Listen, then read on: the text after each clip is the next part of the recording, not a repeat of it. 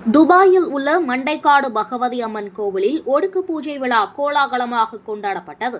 ஐக்கிய அரபு அமீரகத்தின் அஜ்மானில் மண்டைக்காடு பகவதி அம்மன் சேவா சமாஜ் இன்டர்நேஷனல் அமைப்பின் சார்பில் குமரி மாவட்டத்தை சேர்ந்த வெளிநாடுகளில் வாழும் தமிழர்கள் இணைந்து மண்டைக்காடு பகவதி அம்மனின் திருவுருவ சிலையை நிறுவி விழாவை சிறப்பாக நடத்தி வருகின்றனர்.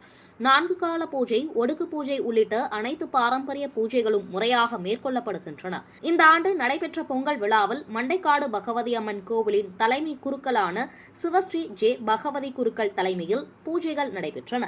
விழாவின் முக்கிய நிகழ்ச்சியாக 6ஆம் நாள் இரவு வலிய படுக்கை எனப்படும் மகா பூஜை நடைபெற்றது. நள்ளிரவு 12 மணிக்கு விரதமிருந்த அம்மன் பக்தர்கள் பகவதி அம்மனுக்கென்று விசேஷமாக தயாரிக்கப்பட்ட உணவு பண்டங்கள், காய்கறிகள் மற்றும் கனி வகைகளை சுத்தமாக மண் பானைகளில் வைத்து வெள்ளை துணியால் மூடி ஊர்வலமாக பகவதி அம்மனுக்கு கொண்டு சென்றனர். தொடர்ந்து ஒடுக்கு பூஜை நடைபெற்றது. பல ஆண்டுகளாக இந்த பொங்கல் விழா நடைபெற்று வருவதாகவும், இதேபோன்று உலகின் 13 நாடுகளில் மண்டைக்காடு பகவதி அம்மனுக்கு வெளிநாடு வாழ் இந்தியர்களால் வழிபாடுகள் நடத்தப்பட்டு வருவதாகவும் தெரிவிக்கப்பட்டது.